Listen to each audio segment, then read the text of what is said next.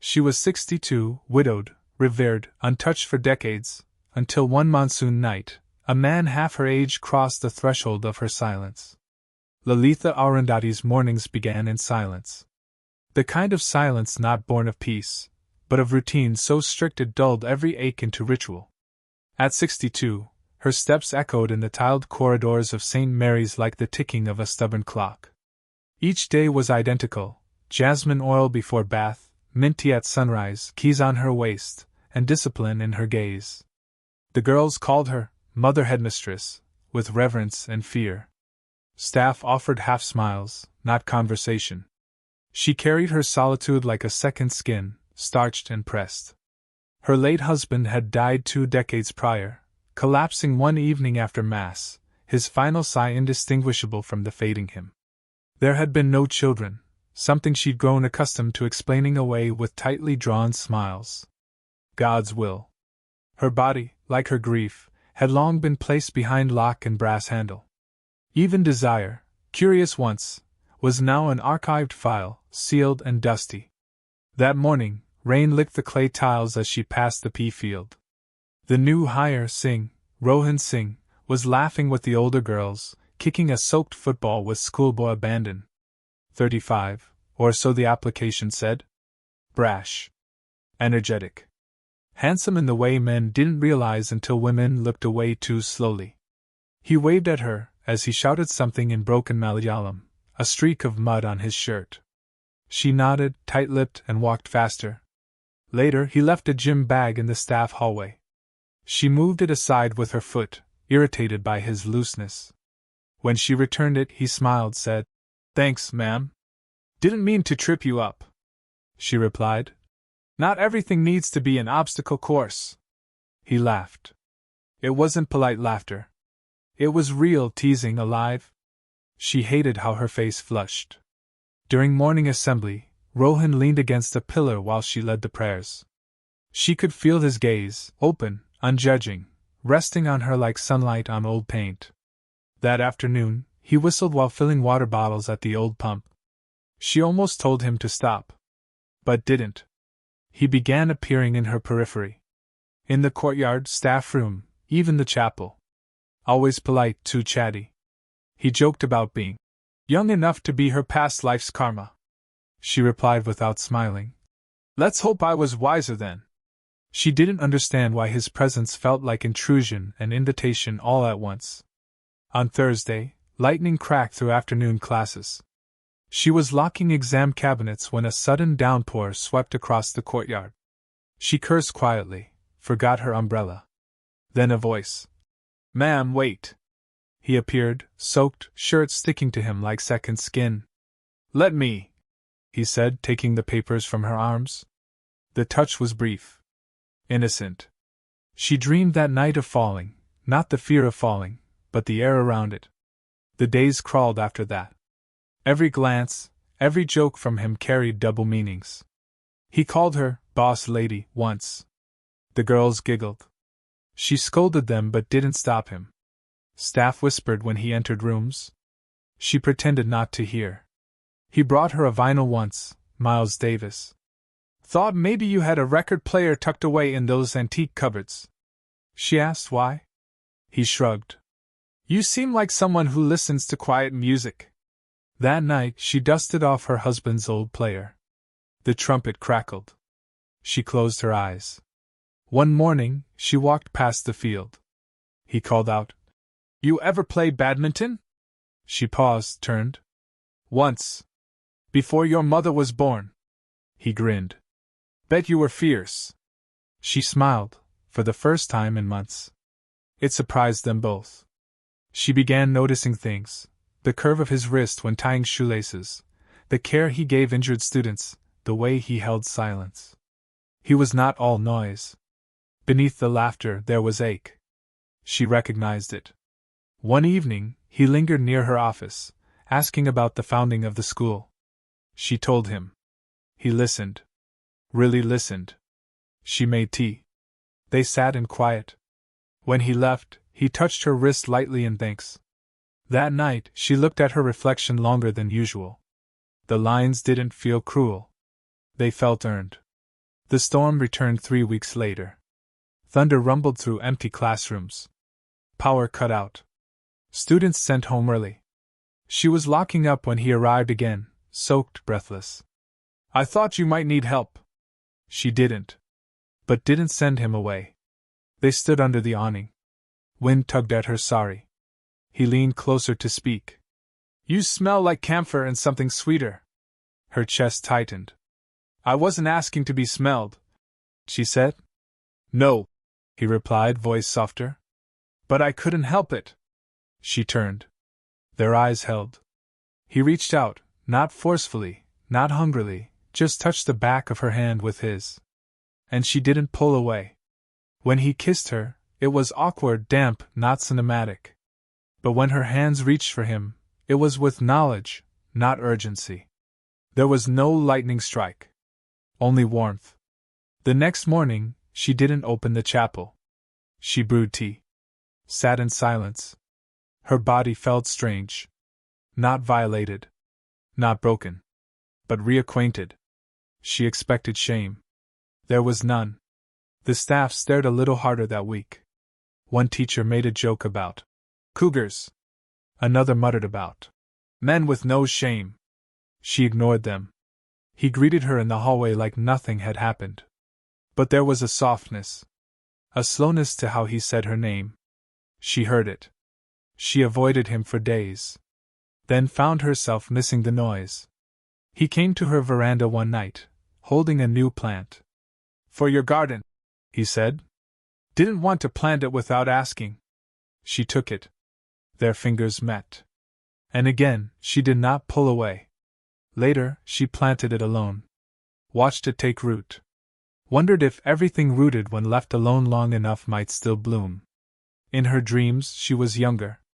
But in her waking hours, she had never felt more awake. He passed her once with students and winked. Just once. She said nothing. But that evening, she hummed. And the next time he walked beside her in silence, she let him.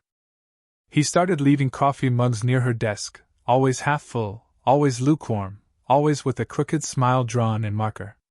At first, she wiped them clean without comment. By the fourth cup, she placed it back in his pigeonhole with a jasmine bloom inside. No note. No explanation. He whistled that day, something upbeat, probably American. She recognized nothing but the tune's insolence. She pretended to disapprove. Her lips fought a smile. At lunch, he sat beside her. Not opposite, beside. He asked about her favorite subject to teach, and she answered without thinking, handwriting. He laughed, genuinely. "You would. Every letter in its place," she replied. "Some of us like the world that way," he said. "Some of us like smudges." The girls whispered behind textbooks. Two were caught giggling when he called her Lalitha ma'am, with an extra pause between the words. She gave them detention without a shred of guilt. Still, the heat in her face lingered long after they left. He brought her fruit. Guava slices with chili. Mangoes in newspaper. A lone orange once, placed carefully on her desk, no explanation. "You're feeding a habit," she told him one day. "No," he replied. "Just hoping one of these things makes you smile." At Friday staff prayers, he sat 2 pews behind. When she turned after the benediction, their eyes met. A look held too long. No one noticed but her pulse. On Saturday, she wore a bindi again. Just a dot, red, centered. A revival, not decoration. She didn't expect the warmth of the memory from that stormed night to return so vividly. Yet it did, whenever his fingers brushed a desk near hers or he leaned over to adjust a student's grip on a skipping rope. Not lust. Something else. A hunger for presence, for airs shared in ordinary space. The head cook commented she was glowing. "New moisturizer?" she asked. Lalitha smiled tightly. "Old blood," she replied, half joking, half true. That afternoon, a student fainted again during PT. He ran with the girl to the infirmary, lifted her like she weighed nothing. Lalitha followed, all protocol and care. As he placed the child on the cot, his arm brushed her shoulder. She froze. He didn't move. The nurse arrived. The moment passed. But later, when he passed her his bottle of water, she took it. No hesitation. The sound of his voice had become familiar. Its rise and dip, the informal curl at the edges. It unsettled her how much she missed it during school holidays. When he returned after a weekend trip, he brought her tea leaves from Munner. Not as bitter as what you drink now, he said. That's your assumption, she replied. That you like bitter things? That you know what I like. She regretted the words instantly. But he didn't flinch. Just smiled. I'm learning, he said. She walked away faster than she meant to. At a charity bazaar, they staffed the same booth. He rolled up his sleeves. She rolled her eyes. Still, their shoulders touched. He made a game of handing her pens with overly exaggerated gestures, pretending their fingers touched accidentally. The girls noticed. Of course, they did. She warned him gently that people talk. He nodded. They always will. But they don't know what they're talking about. That night she didn't sleep well. Not from guilt, but anticipation. Her body felt strange again, tingly, alert, almost younger in spirit than she dared admit. It frightened her how easily joy could masquerade as threat. At morning prayer, she stumbled over a hymn she had known for decades. He looked up from his seat. Their eyes met again, and this time she saw something new, not mischief, but concern. He found her in the garden later. She didn't ask how. He crouched beside her, dirtying his shoes, offering no pretense. You okay? She nodded. Just forgot a verse. Or remembered another, he said quietly. She didn't answer. But she didn't move away either. Rain returned early that year. A thunderstorm cracked open the sky just after dusk. She was closing the front gate when she felt him behind her, his presence heavy, not urgent. He didn't speak. Just reached for the umbrella in her hand and held it above her as they walked silently to her door. He didn't ask to stay. She didn't offer tea. They stood under the awning. The scent of wet earth rose around them. Do you regret it? He asked finally. She hesitated. No, she said.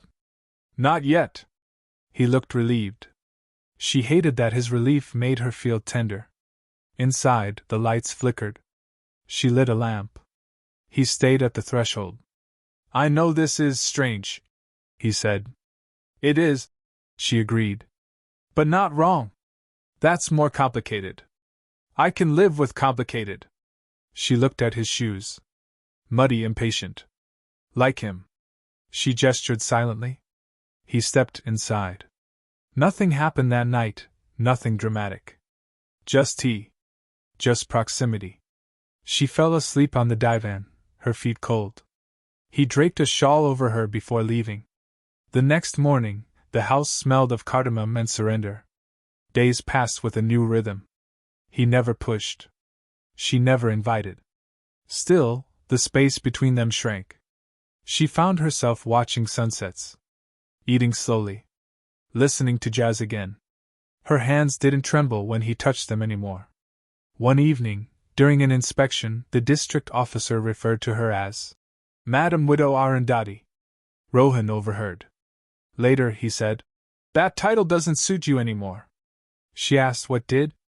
He said, Alive. She laughed. Genuinely. It was brittle but real. In the staff room, someone left a note on her desk. Be careful. People talk. No name. Just ink. She tore it in half. Didn't mention it. He found it later, crumpled in the waste bin. Said nothing.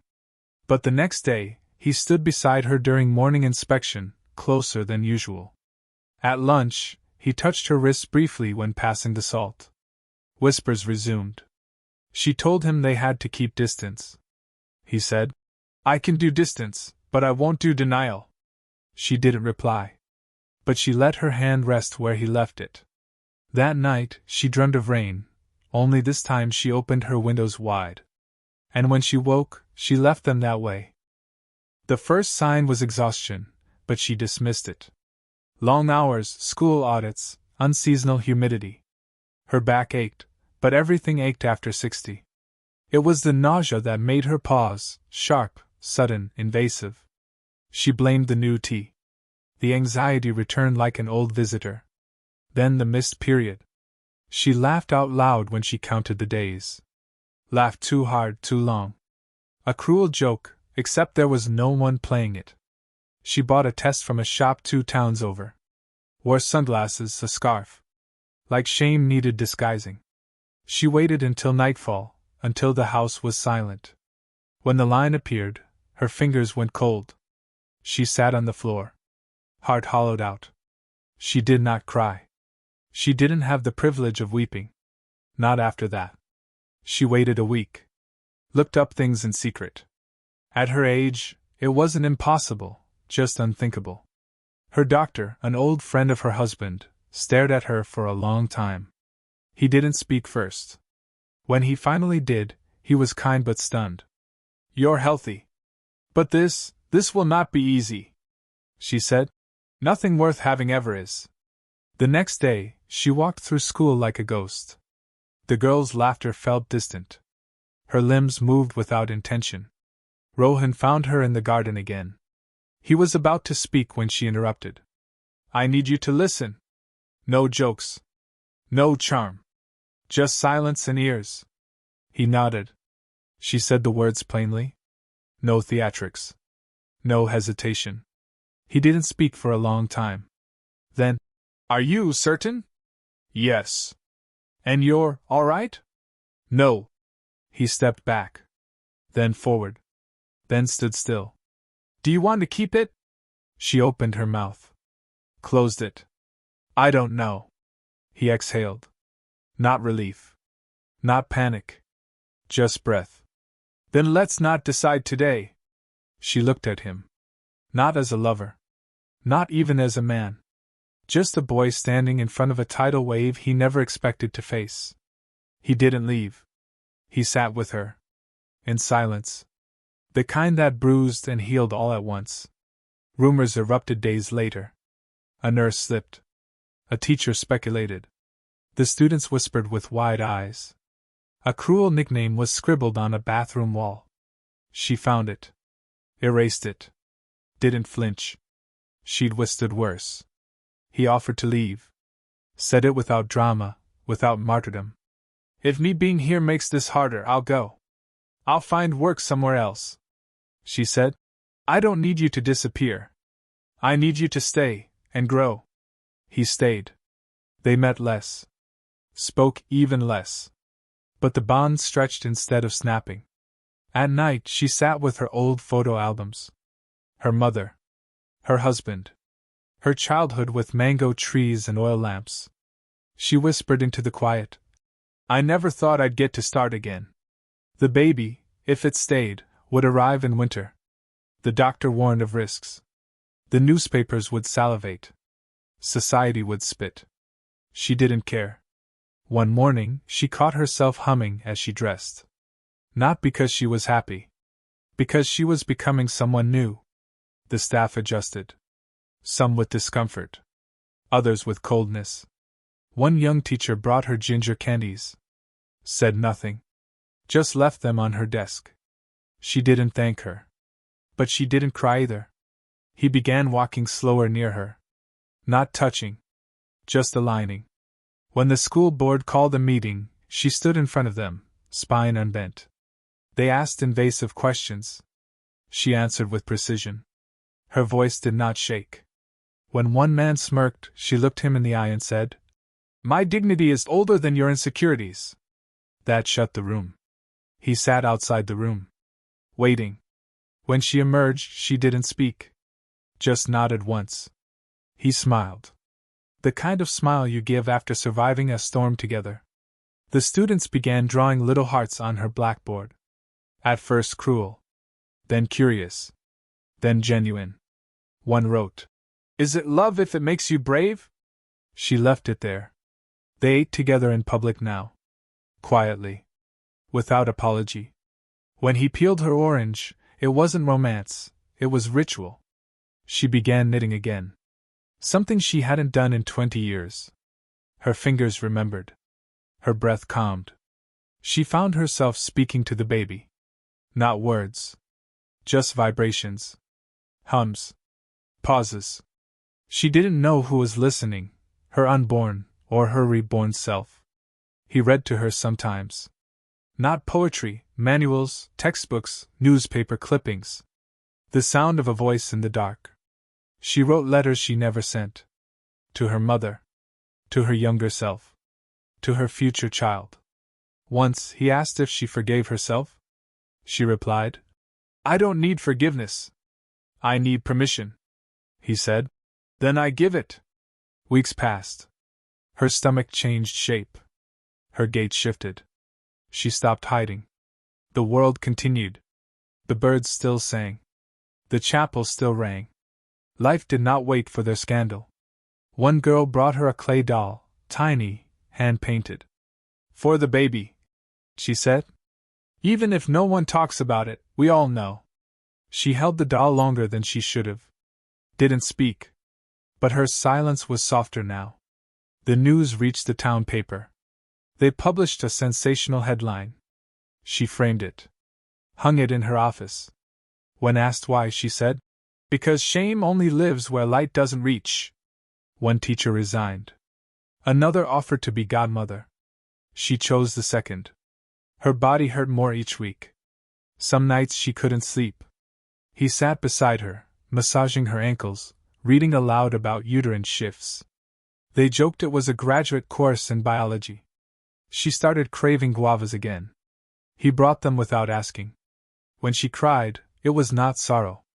It was all. She began writing again, memoirs, short thoughts, dreams. She didn't care if anyone read them.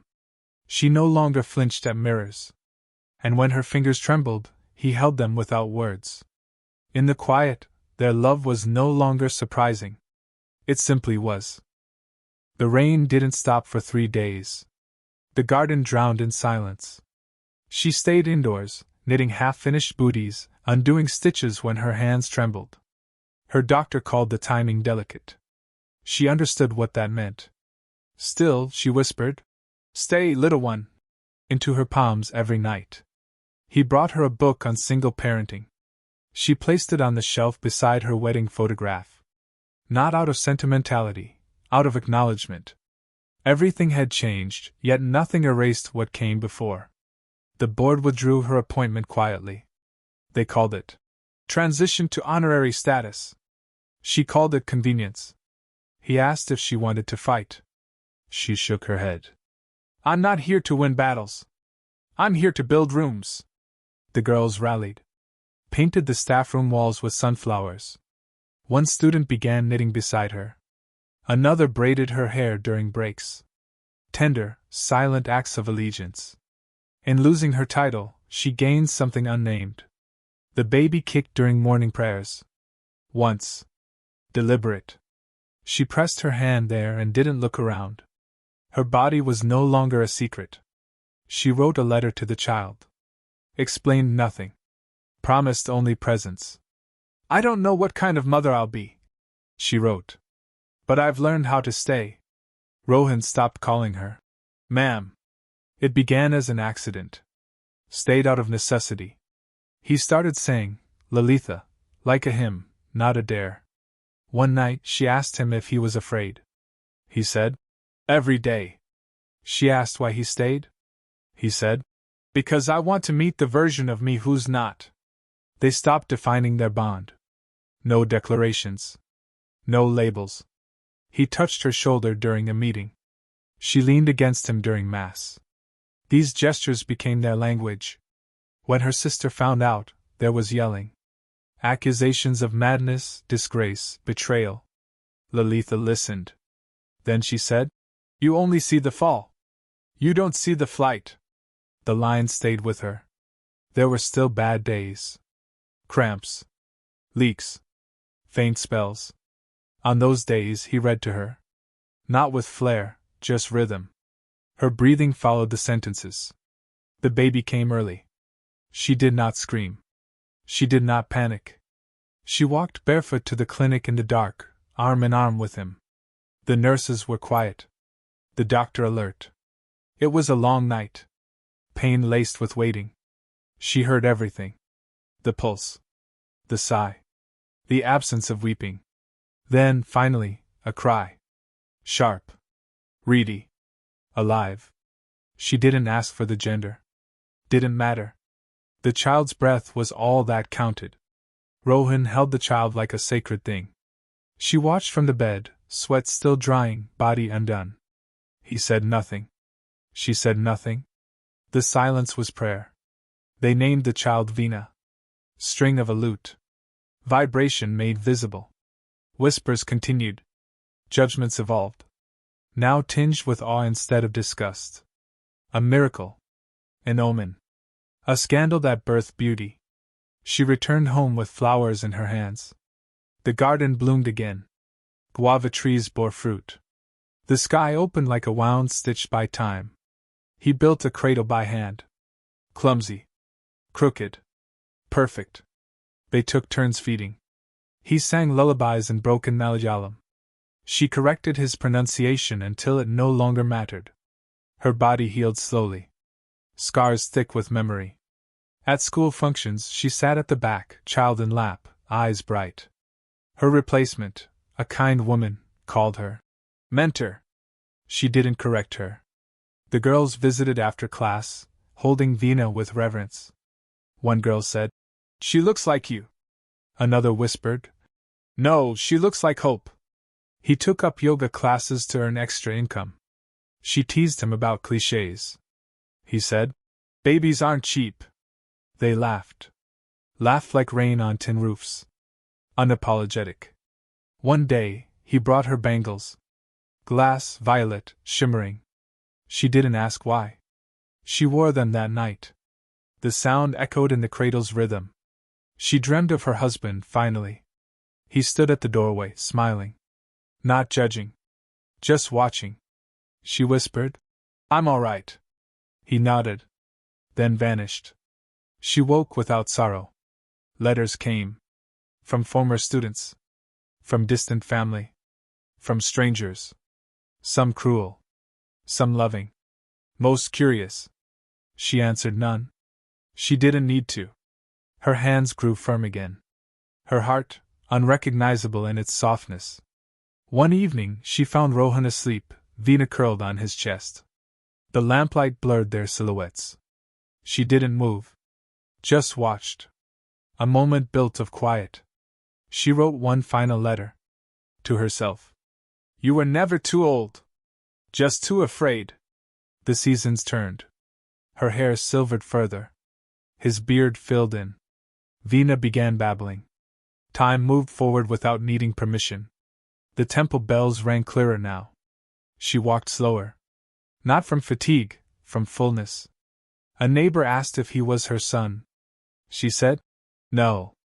He's the father of mine," and smiled.